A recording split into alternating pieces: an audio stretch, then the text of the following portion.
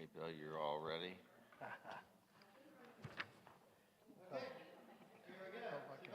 Shabbat Shalom. Good to see anybody.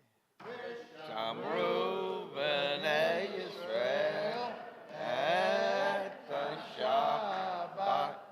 Matzot et Shabbat. Torah Study Olam. Shamru b'nei Yisrael et Shabbat. Matzot et Shabbat. Torah Study Olam. B'nei Yisrael.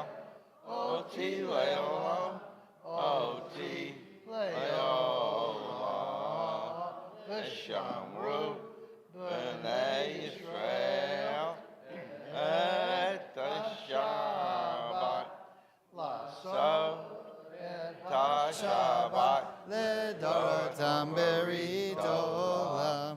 Ki Sheshachari asa Adonai et hashamayim ve'et ha'oretz v'shamru b'nei Yisrael et hashabat la'asot et hashabat ledorotam berit olam.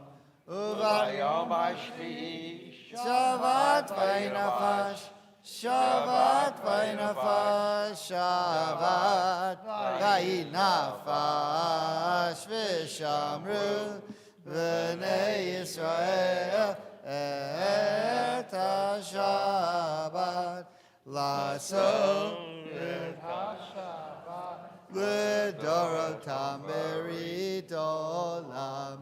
Baruch atah Adonai Eloheinu melech haolam, borei beri hagafen. Amen. L'chaim. L'chaim. One day it'll grow up and be wine. Grapes of wrath.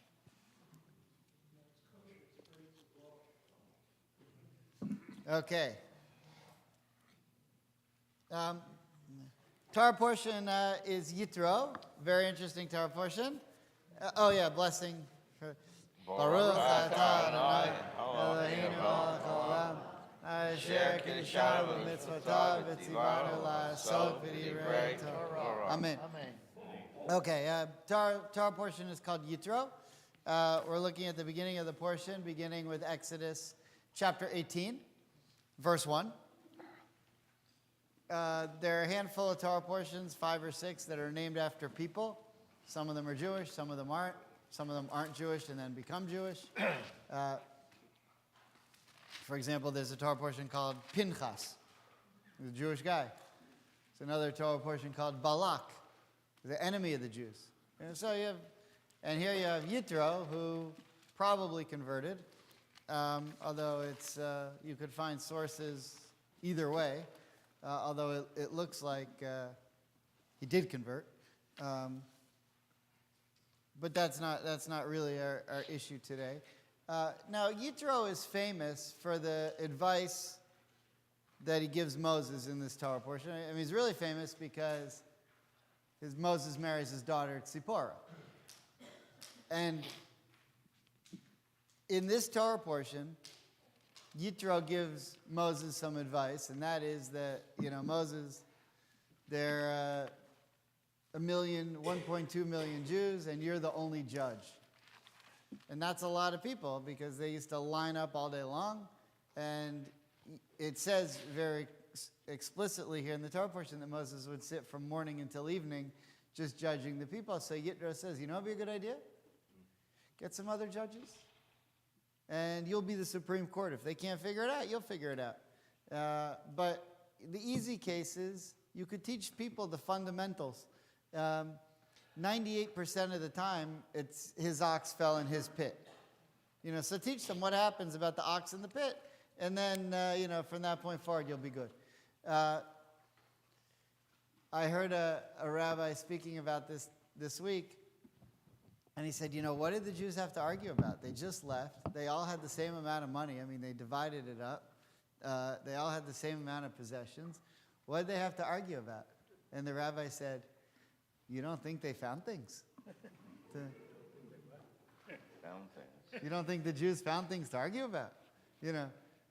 So sometimes you don't need the Talmud. Sometimes, you could just say, there's logic.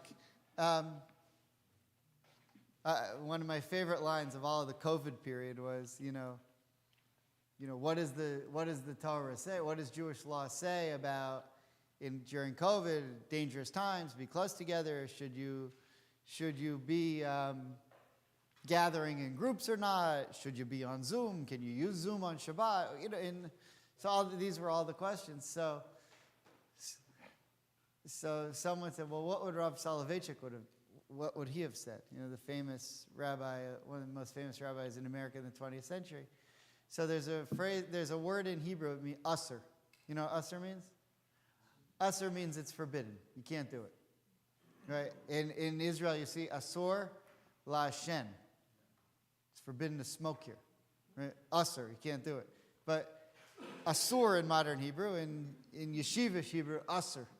So Rav Soloveitchik would have said, they expected him to say, Rav Soloveitchik would have quoted this from the Talmud or this from the Talmud. He said, Rav Soloveitchik used to say, it's usher to be stupid.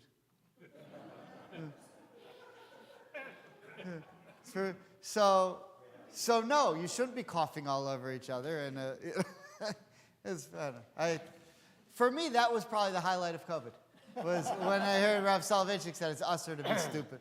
All right, let's get into it. So the famous advice is that Yitro gives to Moses that you should appoint other people to help judge the people. But I don't really want to deal with that except tangentially today. I want to look at a different issue that I never would have even thought of had I not heard a rabbi named Rabbi Mordechai Torchiner from Toronto talk about it this week. He's a rabbi I've quoted before. I often listen to his lectures on Torah. And he brought up something that I thought was really interesting. So I want to share with you what he said. And then at the end, maybe, in a way that only I can,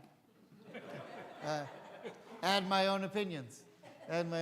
Okay, so here we go. Chapter 18, verse 1, Exodus, the beginning of Yitro. Okay, Norman, here we go.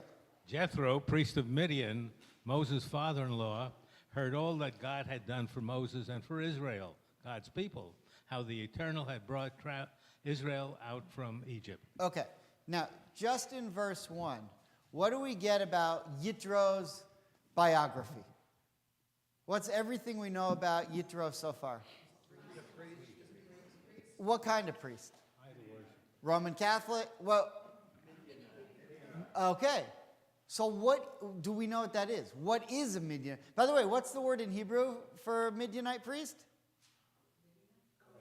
Kohen. Is a Kohen. A priest is a Kohen. Now, he's not a Kohen, someone who descended from Aaron. He's a Kohen Midian. From Midian. So he was clergy. He could take parsonage. That's, so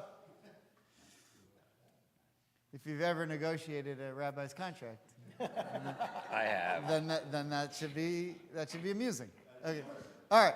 So he was a polytheist because there were no monotheistic religions at the time other than worship of the Jewish God. So we know he was a polytheist, which means he probably worshipped idols in one way or another, and he was the leader of that. Okay, that's number one. What else do we know about him? It was his father-in-law. Father-in-law of Moses.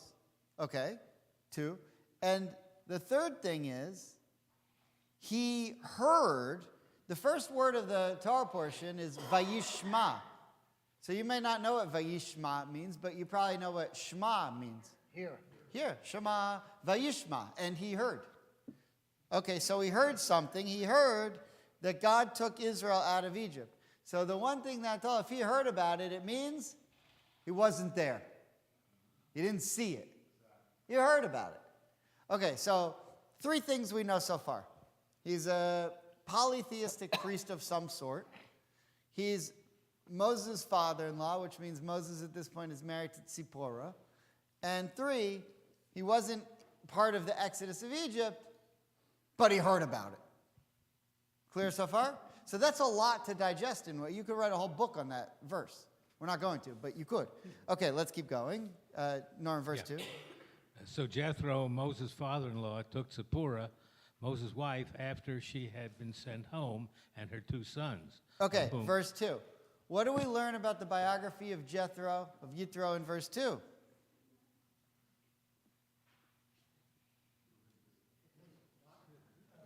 If you only read verse 2, what would you learn about him? What's his relationship to Moses? Father-in-law. He's a father-in-law. Didn't we see that in verse 1? So why do we have it again? I don't know. I mean, I do know, but it's only 9:11. We got, we got 49 minutes left. But isn't that weird, right? As experienced Torah readers, you should see that if you tell us in verse 1 that he's the father-in-law of Moses, we got it. We're good. Okay. In the very next verse, you're telling us again he's the father-in-law of Moses? There must be something to be learned there. Okay, so right now I'm just pointing that out. We'll get to it. But that's what we want to see so far. Okay. Verse 3. And her 2 sons, of whom one was named Gershom, that is to say, I have been a stranger in a foreign land. And the other was named Eleazar, meaning the God of my father's house was my help, delivering me from the sword of Pharaoh. Jethro, Moses' father-in-law. But who? Father. You see what I'm getting at? Yeah. All right, this is the 3rd time. Verse 5, Jethro. Every time we mention this guy, it's, so you know what it really is? His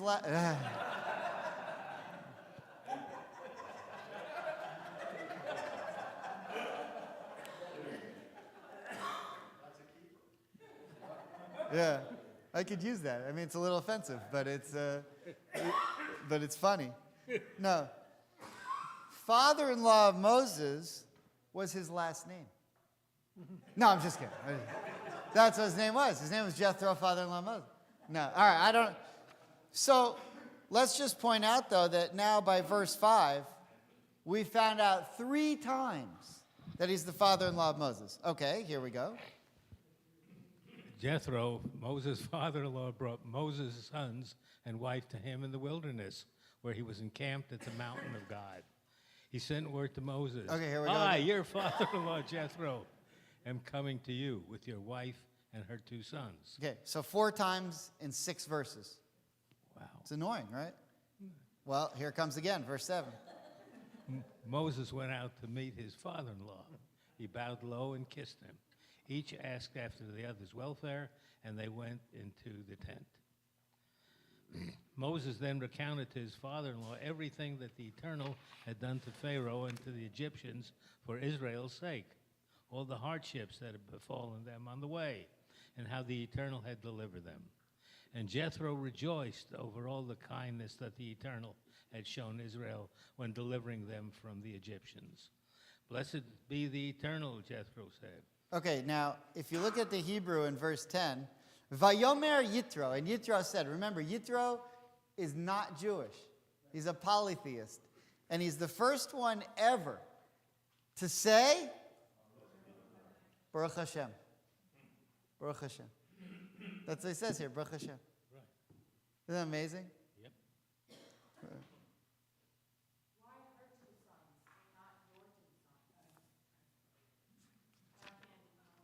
Verse 3. Verse 3, right? Oh, because it's also in verse 3, it says the same thing. He said to him, I, your father-in-law, have come to you with your wife. Yeah, okay, so the answer is this. Rashi gives the answer. Hold on. Of course, of course. So if you want to hear the Hebrew, Shnei Vaneha. Ha at the end of a word is a contraction of the possessive shala, which means hers. Shalo would mean his. So Vaneha means her sons. So Rashi says, Moses said to Aaron, "This is my wife for whom I married in Midian, and these are my sons." Aaron said to him, "Where are you taking them?" Moses said, "To Egypt. We grieve over the first one." And thereupon Moses said to his wife, "Go back to your house." She took her two sons. This is, yeah. This is,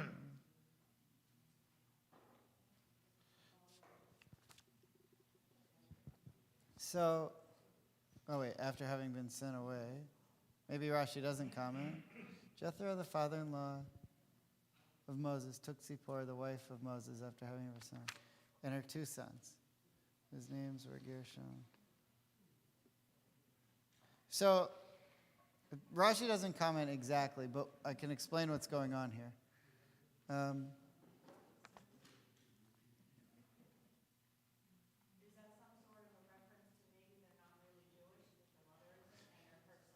Yeah, it is. And not only that, it's not so much that they're not Jewish. I mean, they're not, but it's that what happened was Moses was in Egypt, and then he leaves to go to Midian, and he gets married, and he has kids, and then he's going to go back to Egypt. He leaves them behind. And he's going to bring them with him.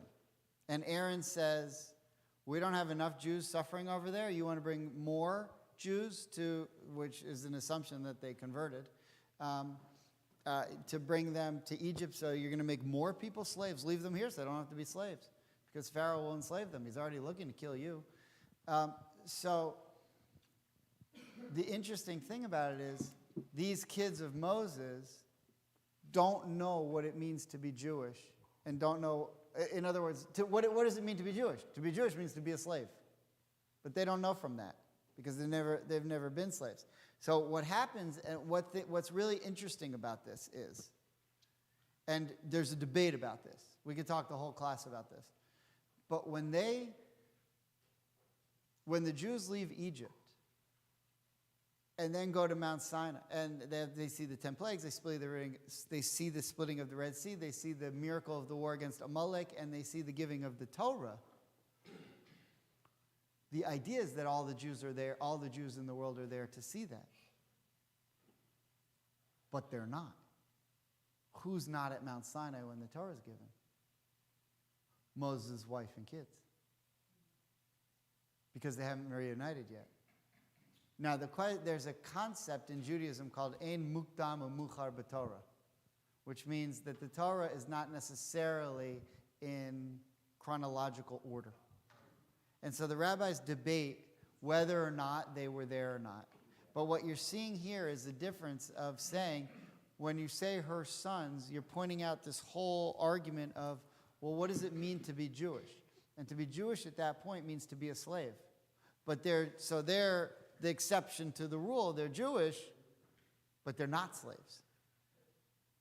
So there's a lot going on here. There are a million sources about it, but I think that's what it's referring to. It's a good catch. Good catch.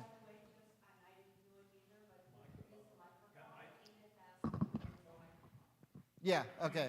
So for those of you at home, we were just talking without the microphone about using the microphone. So, okay. Now, one thing we've pointed out is there's a unique relationship between Moses and Yitro that's repeated multiple times. That clearly he married his daughter, and he's the father-in-law. So one of the things this rabbi that I was listening to, Mordechai Torchiner, did, who's a brilliant rabbi from Toronto, he said, how many other relationships are there in the Torah between someone and their mother and father-in-law? And how did the rest of those go?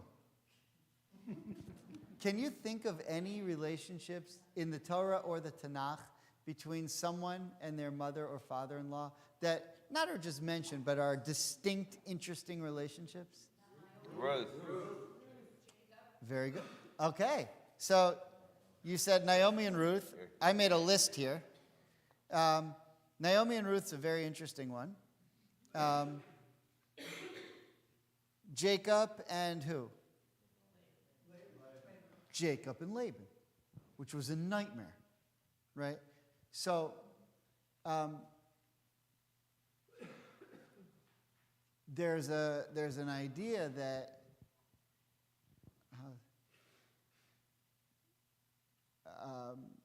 Amalek is compared to, well, I don't remember. Amalek is compared to Laban, and Israel is compared to, and Yitro is compared to.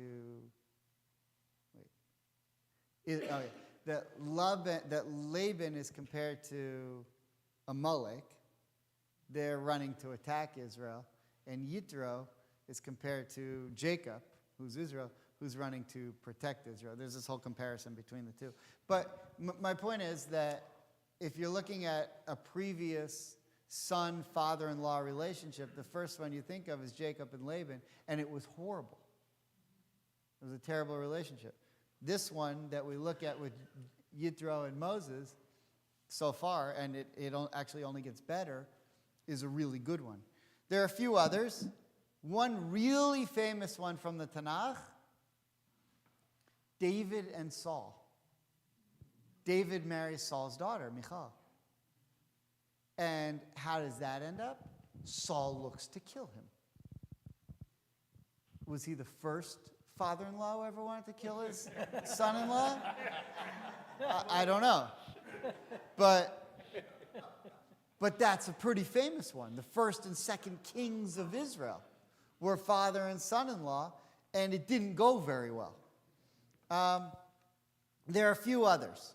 Now, there's Jacob and Rebekah, Isaac and Rebekah, and the wives of Esau, who they hated because they were idolaters. In fact, Rashi says that that's why Isaac became blind, because of all the smoke from the sacrifices of Esau's wives. But the point is, other than Yitro and Moses, there really aren't. Now, the one with Ruth and Naomi is a bit of a problem because Ruth isn't really Jewish.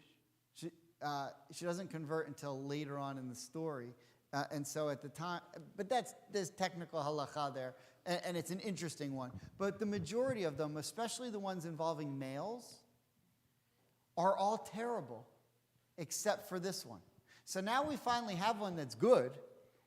I mean, the other ones are going to come after this, but amongst all of them, there's only one that's really good, and we point it out over and over again. Father-in-law of Moses, father-in-law of Moses, father. When you get to the books of Samuel, and you read about Saul and David, I don't think it once says, other than it says he married his daughter, it doesn't once refer to him as the father-in-law of David. It refers to him as the king who's trying to kill David. So this is unique. There's something interesting going on here between this relationship in that it's an example that isn't repeated anywhere else in the Tanakh, really. This is kind of the only one. All right. Clear so far? Okay, so if you look at the source sheet, I brought a lot of sources today. So there's a Mishnah in Yevamot. Yevamot, you know what Yibum is? Yibum is when your brother's wife, when your brother dies and he hasn't had any children, and so you have the opportunity to marry his wife to keep his name going, which essentially has to do with brother-in-law. It's an in-law. So there's a whole tractate in the Talmud called Yevamot, which has to do with that. But look what it says here. All are credible to testify for her that her husband has died. So if there's a woman who said, my husband died, I'm now able to do this, that, and the other. I can marry my brother-in-law if I want. I can do all these things. Well, anyone can come and say, yeah, it's true. We saw that her husband died. Other than her mother-in-law or sister-in-law, a rival, someone who doesn't like her, Yavama and stepdaughter. Now, what this means is that there are legal implications for these other people. And what the Mishnah is pointing out is, this is going to be a shock to all of you. This is going to be a shock to all of you. But what the Mishnah is pointing out here is, sometimes in-laws don't get along. Sometimes they don't like each other, and you can't trust them in court. Now, my brother could testify on my behalf, but not my brother-in-law, because the court assumes my brother-in-law at least can stand me. But the court does not assume that my brother-in-law can. So that's what the Mishnah is pointing out here, that intrinsically you could imagine that there's tension between in-laws, and it doesn't always go so smoothly. That's Jewish law. That's from the Mishnah. Okay, clear so far? Okay.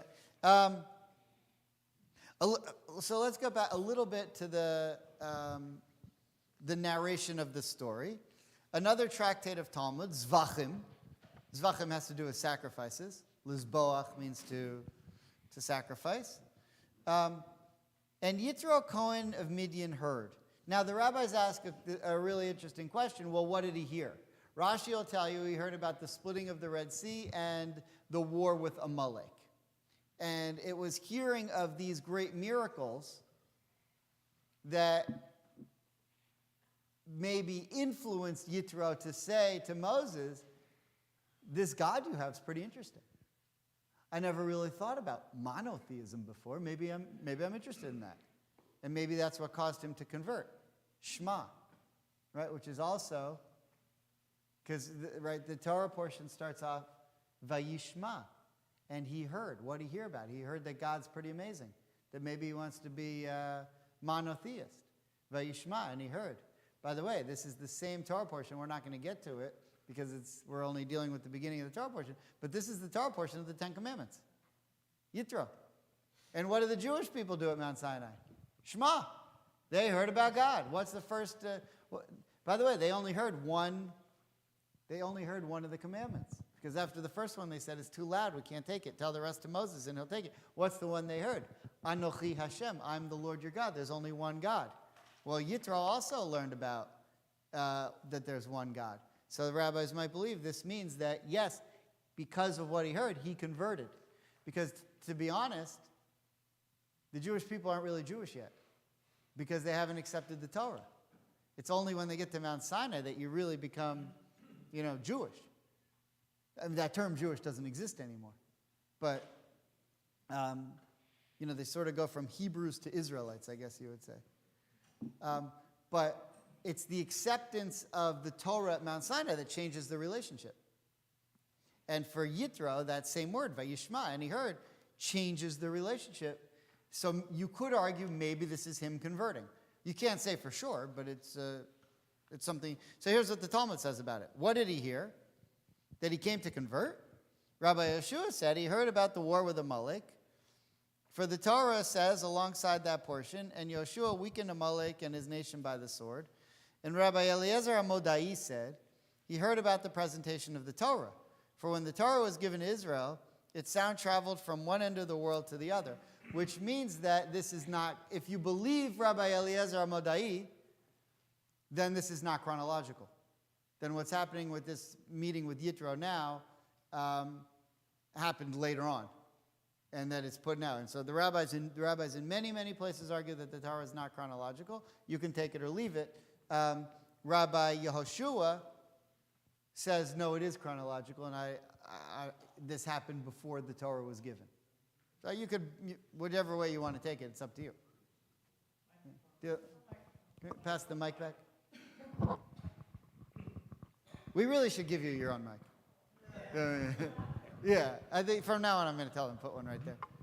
Just tell me when you want me to stop. Yeah. But anyway, this whole concept of who was at the mountain and who was there and every Jew in the world was there or not goes away when you realize really the Jews didn't go to Torah. Torah went all over the world. Yeah. To every Jew and really everyone else, I guess.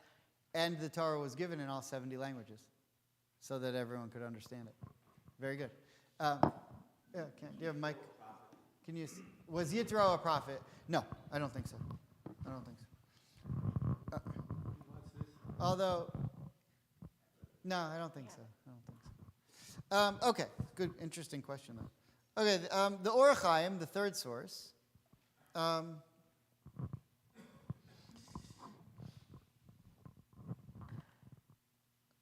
Okay, so what's the one of the we pointed out before we get to the third source? We pointed out the famous. If you ask anyone, okay, what's the deal with Yitro? Yitro's the guy who told him, don't judge everyone by yourself. At my ordination, when we were about to go out onto the bima and become rabbis, before the ceremony, the president of the URJ was there at the ceremony in Cincinnati at Wise Temple. It was before Rick Jacobs. When I was ordained in 2002, it was Rabbi Eric Yaffe. So Rabbi Yaffe was there, and he came to meet with our class before the service, and he did a little Torah study with us. And he had some sheets that he brought, and I remember being very impressed with his Hebrew.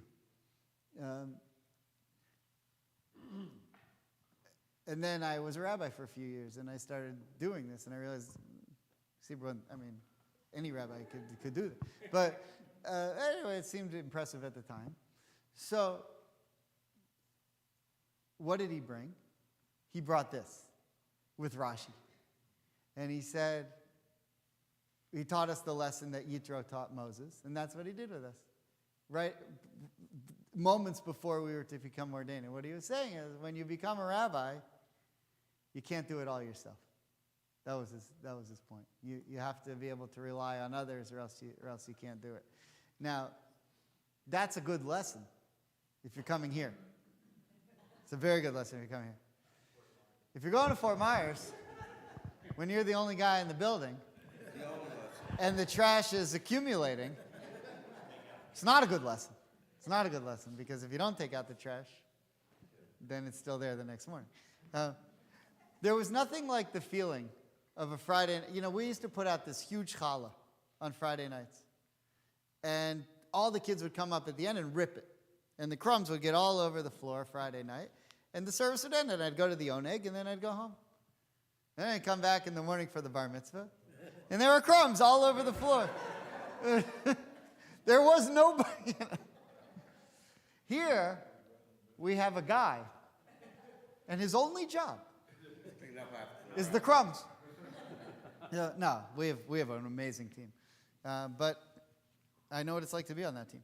Okay, so look what the Or Chaim says. It appears God did this, presenting the judicial hierarchy of the courts as the idea of Yitro. Why? Why did he do that? To show the children of Israel in that generation and every generation that the nations include giants of understanding and insight. In other words, that the nations, non-Jews, have good ideas once in a while. Right? Learn from Yitro's insightful counsel. For Israel was not selected due to greater insight and sense than other nations. We weren't chosen as the Jewish people because we're smarter than the other nations. It just turned out to be that we also were smarter than the other nations, but that's no. Look at the Nobel Prize. So, Israel's the only country in the world that has more Nobel Prizes than Olympic medals. It's incredible. Doesn't say much for you. Right.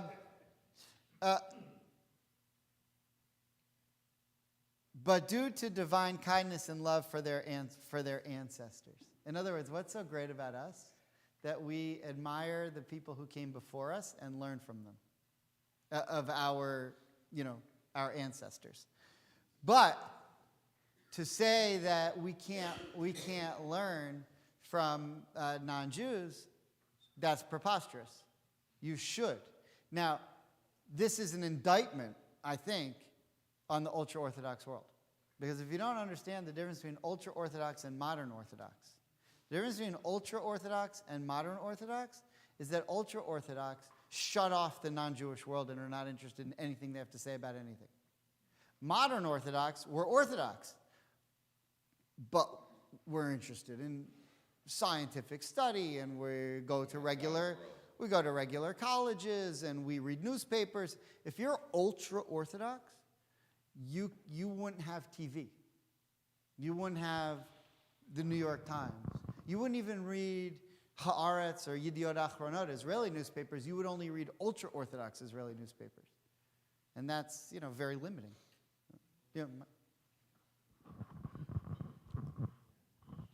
So a relatively modern time example, who wrote our Constitution, which we hold in high esteem? It was a group of Presbyterians. Yeah. And even more so, the rabbi who was most controversial for considering non-Jewish wisdom was Maimonides, the Rambam. And he would have been excommunicated were he not so famous. But the other rabbis were furious at him for considering Greek wisdom and Muslim wisdom. He studied with this group of Muslim scholars who are known as the Multi-Kalimum, but he was also very interested in Aristotle, and he was known as, this is going to sound fancy, and I sound like I know what I'm talking about, I don't really, but he was a Neoplatonic Aristotelian, which means that he came from the school of Plotinus and Aristotle, and he believed in form, and he was interested in what they had to say and didn't discount all that he had to say, and you see that in some of his writings if you read through the Guide for the Perplexed. In fact, there was one rabbi who burned all of, he tried to burn all of Maimonides' books because he said it's heretical. And then later on in life, he wrote a 700-page paper on repentance and spent the rest of his life trying to repent for bad-mouthing Maimonides when he realized that Maimonides had something to contribute. But by the way, one of the reasons we named our day school Rambam was because Maimonides, I don't know if you know this, Maimonides and Rambam, same guy. Ides means son of in Greek. Maimonides. Ides means son of. So who's Maimon? Who's Rambam? The son of Maimon. Rabbi Moses ben Maimon.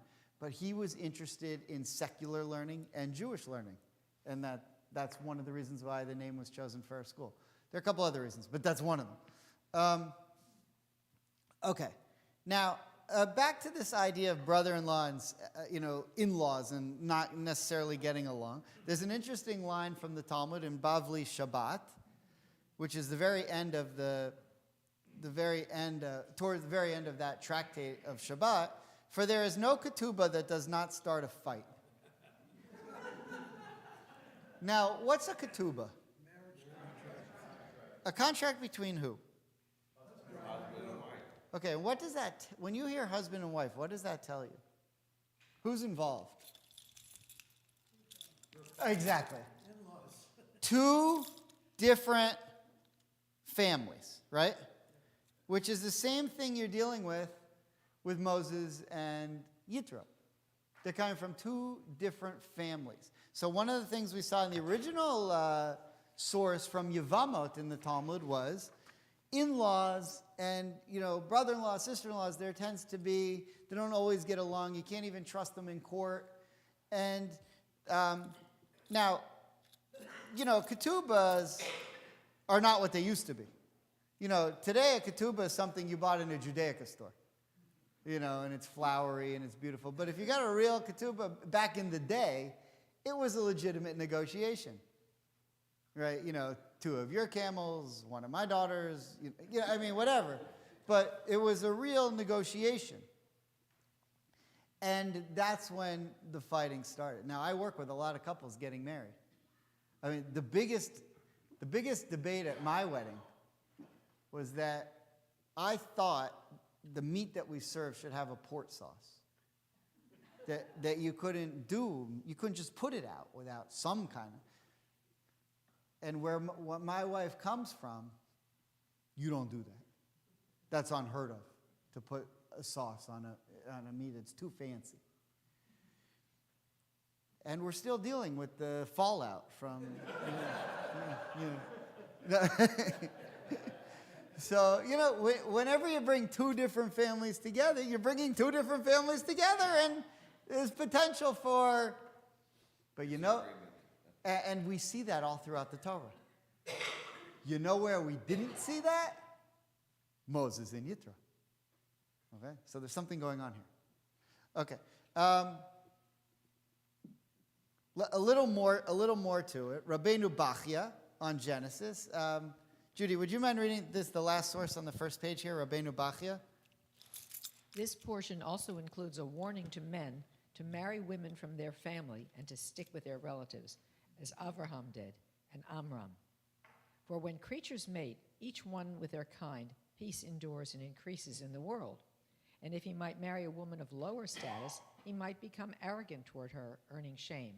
And if he might marry above his status, she might be arrogant toward him, and they would spend their lives in quarrels and fights. Our sages already compared families which stick with each other when all are of the same status. This may be compared to grapes of a vine with grapes of a vine, a pleasant and well-received thing. Okay. What do you think about this? It was a long time ago. It was a long time ago you wrote this. Eileen? Just the thought popped into my head as we're reading this about children born of these unions are less sharp. Less sharp?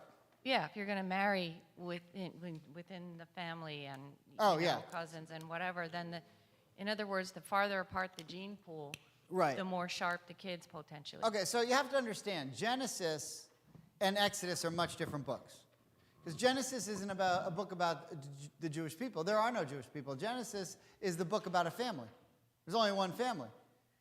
And if you're going to marry another Jew in Genesis, it's got to be someone from the family. By the time we get to Exodus, there's now over 1 million Jews. And we're all related somehow, but it's not nearly as close. So marriage in Genesis and marriage in Exodus are two totally different things. But you can see what Rabbeinu Bachya is saying is, if you can't, genetics aside, because in Genesis that's all there was, but if you can marry someone who has, the same background, similar values, whatever, that would be good. Now, I think there's some problems with that. So let's keep going. If you look on the back page,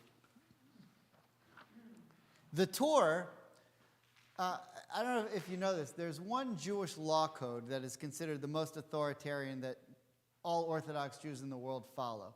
That's called the Shulchan Aruch. It was written in the 1500s by Joseph Caro. But Joseph Caro, by the way, Joseph Caro based his book on 3 other books. And he called those the 3 pillars. And by taking the majority of 2 out of 3 of those 3 pillars, he wrote a Shulchan Aruch. And that became, now what were those 3? One was Maimonides' Mishnah Torah. One was the Book of Laws by the Rif, Rabbi Yitzhak Alfasi. If you've ever been to Fez, Morocco, that's where he was from. Maybe you saw his grave. But the other one was known as the Torah by Jacob ben Asher. And so the Torah was one of the original law codes of the Jewish people. And in this law code, he says, one is obligated to honor his father-in-law as it is written, my father, see, to see. Now, what does that mean? You always have to honor your father-in-law. This verse that he quotes comes from David and Saul. Saul was out to kill David. But David once came upon Saul and he found him and he was sleeping. And David took his sword and he cut a piece of Saul's robe. And later on he showed it to him and he said, see, I could have killed you if I wanted to, but I didn't. But I got your robe. And he said, see too. So when he's showing it to him, he says, see too, I could have killed you, but I didn't. How does he refer to him as? My father. Even when Saul was coming to kill David, David still referred to him with respect and called him my father, which means even if you hate your father-in-law, according to Jewish law, you have to show him honor. One is obligated to honor his father-in-law. Now, why would you need a mitzvah to tell you that? Because often you don't like them. Otherwise, you wouldn't need the mitzvah. Although, by the way, it's also in the 10 Commandments, honor your father and mother. But that you should know. But so the question is, does that mitzvah, honor your mother and father, does that extend to your in-laws? And the answer is yes. Extends to your grandparents too. It extends to a lot of things. Okay, so that's the Torah. One more section of Talmud from Moed Katan. Mar Ukva was one of the rabbis of the Talmud. Mar Ukva's brother-in-law died, and he thought to observe Shiva and Shloshim. So technically, you only have to sit Shiva for a spouse, a parent, a sibling, or a child. That's it. Otherwise, you can, but you don't have to, according to Jewish law. So he said, well, my brother-in-law died. I want to sit Shiva for him. Well, the law is you don't have to. So Rav Huna went to see him, and he found him, and he said, do you wish to eat the food of mourning? They only said to observe the mourning of one's father-in-law and mother-in-law for his wife's honor. Which means to say, you have to honor your in-laws, but you don't have the same relationship with your in-laws as you do your parents, because you don't sit Shiva for in-laws. Now, you can and you should sit Shiva for your in-laws when you're in the company of your spouse. So if I'm at a Shiva, I mean, that's for Shalom, but if someone's at a Shiva and his wife died, he doesn't have to sit on the low benches and not look in the mirror. But if his wife's there, he does. Because to honor her, he's got to follow the same rules. But if she's not, if he's somewhere else, if he's at someone else's house, he's allowed to look in the mirror and comb his hair. Whatever. Reform Jews don't really do that much of, covering the mirror so much anymore. And so, but technically, that's what the laws are. Which means, only pointing to say here is that you have to honor and show respect for your in-laws, but it's not the same relationship that you have with your in-laws that you have with your own parents. On the other hand, we never see Moses with his parents, but here we have father-in-law. I mean, we do a little bit when he's a baby with Miriam and stuff, but here we see father-in-law, father-in-law, father-in-law, father-in-law, and he does have that kind of relationship and respect with his father-in-law, even more than you would imagine. Okay, now I'm going to show you a couple other sources here that are just astounding to me. In Nedarim it says, this again Talmud, and God said to Moses in Midian, go return to Egypt, for all of the men have died. Who are the men? Meaning the men who sought to kill you. Remember, you had to leave because the people were trying to kill you? All the people that were looking for you, they've forgotten about you. So you can go back. He said, you swore in Midian, go nullify the vow in Midian. This is an amazing idea. God tells Moses, it's time for you to go back to Egypt. This is according to the Talmud. And Moses says, I can't go back because when I married Zipporah, I made a promise to her father that I would always stay here in Midian. I swore to him. So God says, that's very nice, but I need you now in Egypt. But the only way to get out of the oath is to go to, there's a something in Jewish law called Hatarat Nedarim. And there's this process you can go through to get rid of the vow, called to nullify the vow. So God tells Moses, you owe it to Yitro to go back and nullify the vow. When he asks where you're going, tell him you have a good excuse. You need to go save the Israelites from bondage and change the history of the world. Right. When I first got... When I was first ordained, one of the jobs I was looking at, I ended up going to Charlotte, but one of the jobs that was open was Cincinnati. They were looking for an assistant rabbi. And we'd been living in Cincinnati for 4 years, and my father-in-law couldn't understand, why would you go to Charlotte? There's a job right here. I mean, it's 2 hours from where he lived. And I said, it's cold. Now, I got to Charlotte, I realized it was cold there too. I had to come to Florida. I thought, when you grow up in Pennsylvania, you thought, oh yeah, the South, it's beautiful all the time. I got to North Carolina, I'm like, this is the South? This is terrible. That's the mid-Atlantic, All right. It's not the same. We don't do things that way. Okay, anyway, don't worry so much about me. Now, here's an amazing midrash on that. Ken, would you mind reading the Mechilta de Rabbi Yishmael? This is, by the way, do you remember, before we read this, do you remember the story where after they leave, after Moses' son is born, an angel comes to kill Moses because he didn't have his son circumcised? Remember, it's in the Torah? And quickly Tzipporah does the circumcision so that the angel doesn't come in. You remember that? Okay, it's a story. So it's in the Torah. We did it one year, we did that. I don't remember. Sherry, you probably have the notes from that class.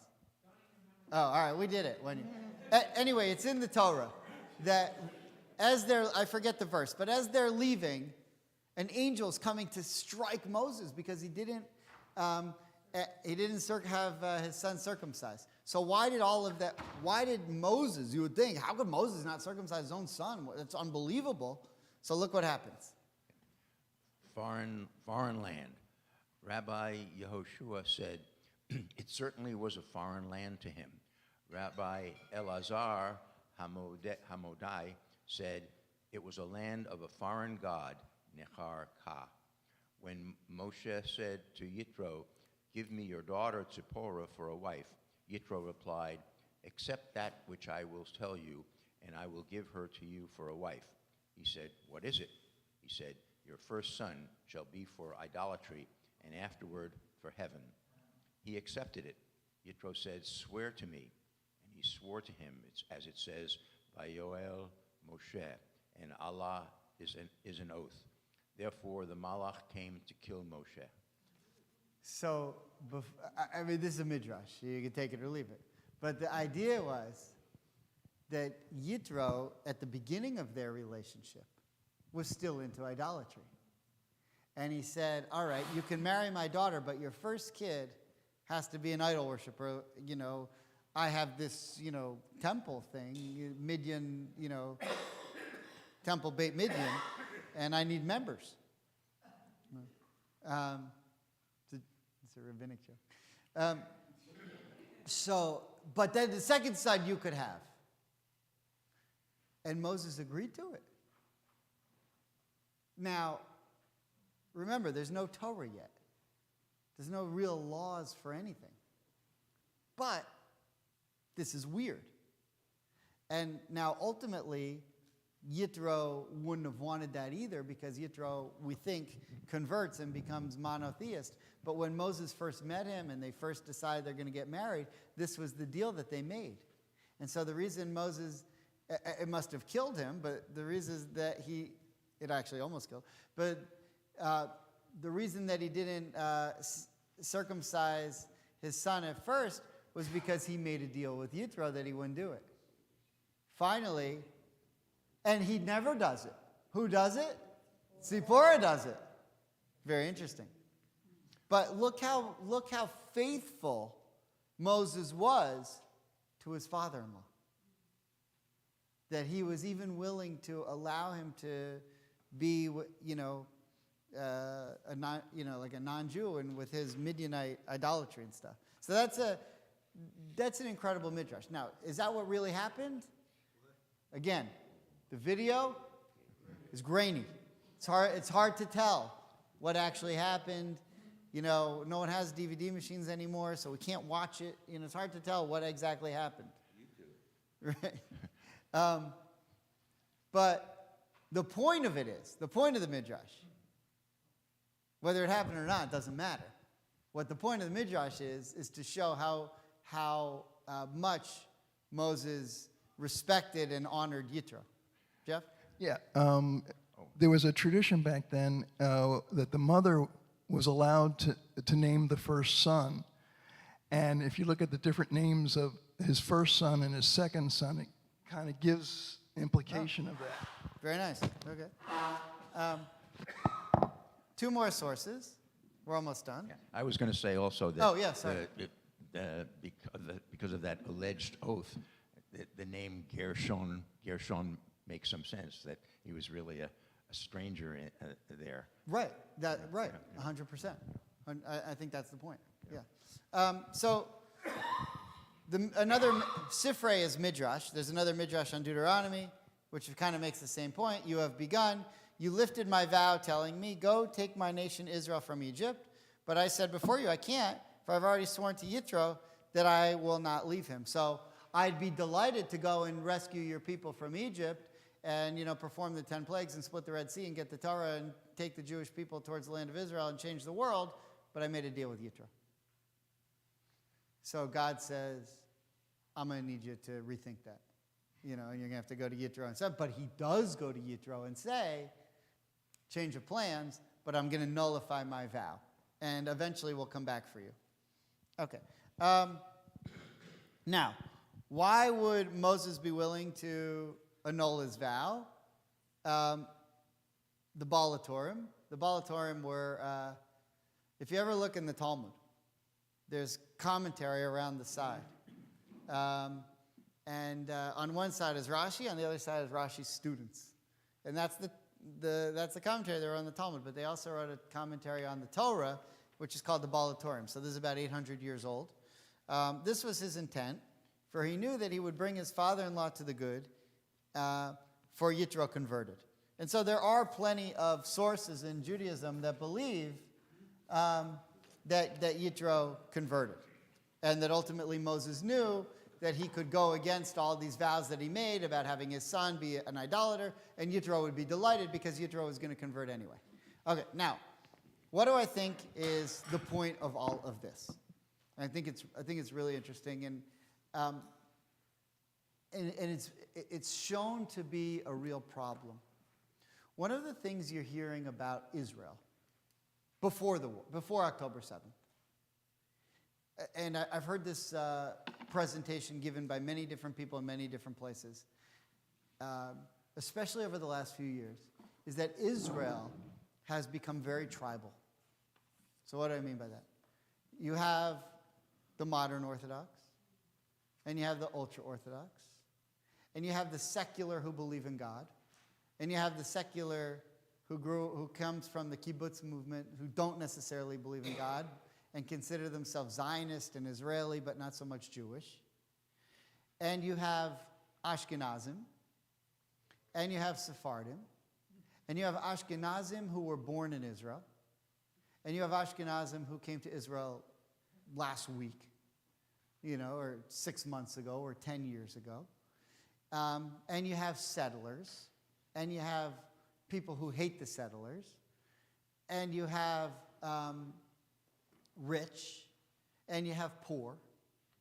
And if you look at how they vote, it's pretty tribal. You have Ethiopians, you have Russians. There's a whole party, a political party for Russians, Yisrael Beitenu by Avigdor Lieberman. And who votes for him? Only Russians. And who votes for Shas? Only Sephardic Jews. And who votes for Ben Gvir and Smotrich's party? Only settlers. Shas is Ashkenazi. No. Shas? Shas is Sephardic. Shas is the party of Avadia Yosef. And Aryeh Deri. Aryeh Deri is the hero of the Sephardim. And then there are other Ashkenazi, Yahadut HaTorah, whatever they're called. I don't know. And then you have like normal people parties. Like Likud, or, used to be Labor, now it's, Lapid's party or Benny Gantz's party. And who are they? But if you look at who people are voting, it's very tribal. And it's terrible. It's terrible because it's become so tribal and so disconnected. And if you looked at who was for the judicial reform and who's against the judicial reform, why are you for judicial reform? Because my rabbi told me that I'm for judicial reform. Why are you against judicial reform? Because my father told me that Bibi's an idiot. Whatever. One of the great moments I had before when I was there on the mega mission last year, we walked out of our hotel and there were a group of Orthodox Jews had a sign that said, we're for the judicial reforms. And it said, Ba'ada Reforma, for the reform. So I walked over. These were kids. They were 12 years old. They could not have understood that. There are constitutional law scholars in Israel who don't understand the issues. But these 12-year-old kids, they're for the reforms. But I could not resist the irony of seeing some ultra-Orthodox kids holding up a sign that say, we're for reform. So I walked out of the David Citadel Hotel with my group, and I crossed the street, and I went up to them, and I spoke to them in Hebrew, and I said to them, you know, we Reform Jews for 75 years have had a tough time making inroads in Israel and the Orthodox community. But you youngsters are so brave to stand here for the Reform movement. And they start, God forbid, how dare you, how dare you. It was one of the most fun times I've ever had in Israel. It was one of the great moments in my career. But look what happened to Israel and to the Jewish community all over the world. We're so different. We're so different. Jews growing up today in, God knows where, Paris or the West Bank or San Francisco. You take a liberal Jew from San Francisco, a woman who's 21 years old, and say, I have someone perfect for you. And you walk over and say, meet Yehuda Yisroel. He lives in a settlement outside of Nablus. I think you two would be perfect for each other. They already have no chance. They already hate each other. Two Jews. They already hate each other.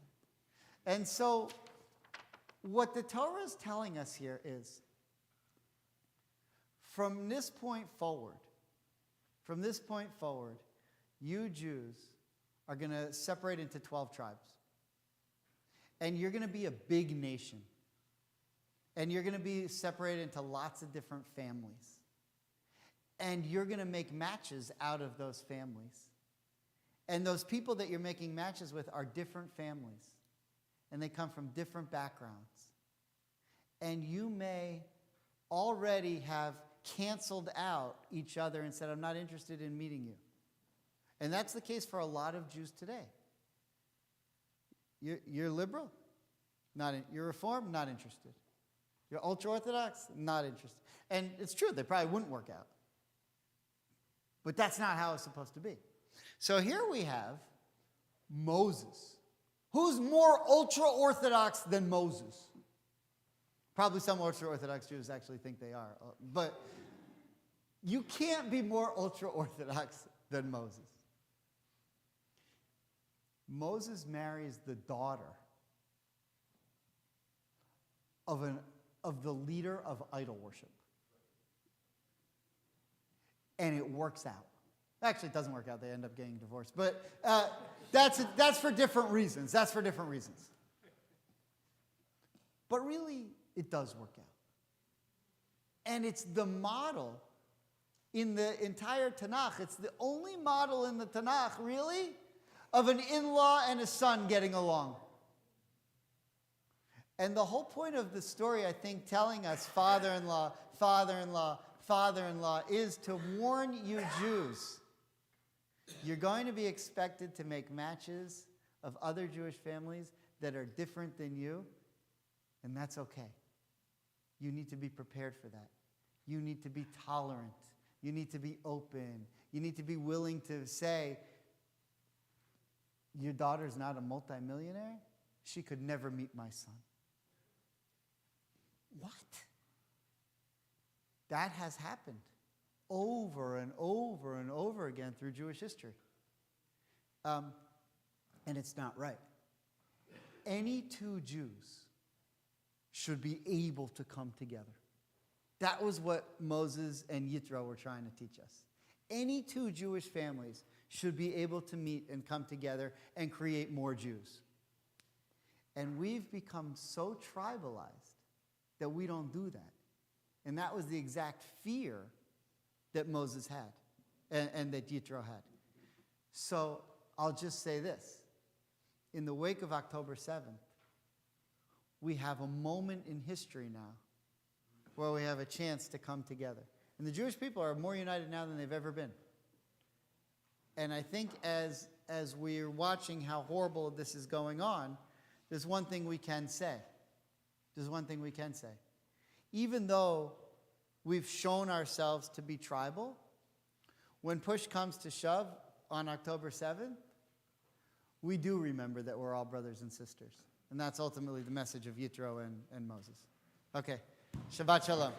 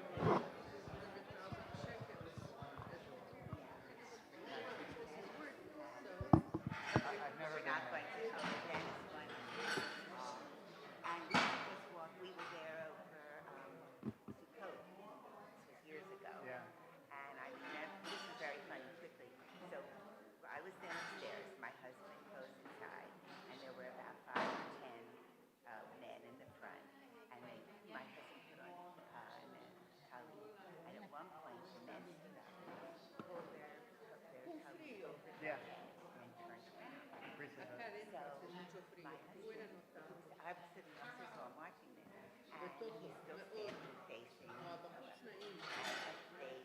That he started to see that they were making the motion, telling him to turn back. He thought they were waving. So he was waving. She's waving back, yeah. It was very cute. Yeah, we don't do that here. All right, that's great. Okay, since you make me think about things, Okay. I went back to where Zipporah's Yeah, remember we circumcised. covered that once. For some reason, I don't have Shemot in my book for a long time. Oh, okay. I might not I have think it. it was a few years ago.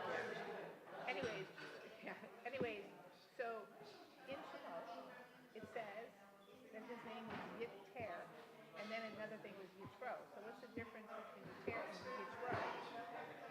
In the same Yeah, plural. Rashi explains it. Yidro had like 7 different names? Okay. 7 or 9. But yeah, Rashi explains the Vav.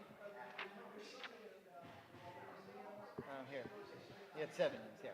He was Ra'ul, Yeter, Yeah. Yitro, Chovav, Chaver, Keni, and Putia. So he was called Yeter, Yitter, yeah, that's which what it means says. extra or more, because he caused one more passage of the Torah to be written, namely, and you see.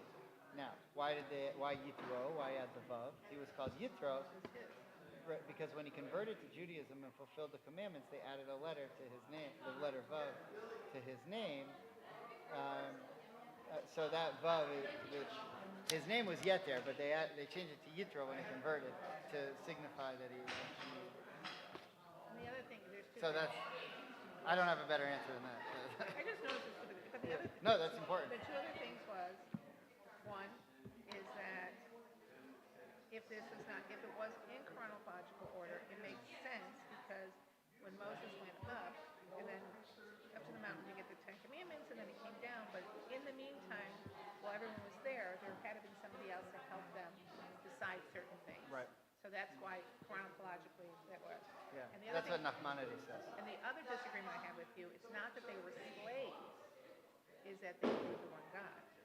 They were still monotheists. The people who came in the Egyptians, the Israelites who came, or the Hebrews who came across the sea, they were monotheists, not great. And then he was a polytheist. So that was the difference between Well, no, because Gershon. Zipporah converted before she got married, so But when so the kids were born Jewish But when you and say raised Jewish. that they weren't, when you say that they weren't, how do I say? Well, you just said that they weren't, did not know what it was to be Jewish. They didn't know what it was to be slaves. Right. But they were already, they knew. Okay, so when she circumcised her kids, how old was Gershon when he was circumcised? Baby. He was still the baby. Yeah, they was just born and they were leaving. Yeah, Okay. And then Eleazar was circumcised right away. right away because he was always going to be. Got it. Yeah. Got it. So yeah, it's like to be an African American today in America, You don't know. you don't understand what it was to be an African American in 1800 in You don't even South Carolina. Right, yeah. To be a Jew today, you don't understand what it was, unless you were there. To be Right. a Jew in Nazi Germany, we can't. Unless you're David Schachter, you can't make sense of that. Yeah. So that was the point. It's not that they weren't Jewish; it's just they didn't know what every other Jew was dealing with.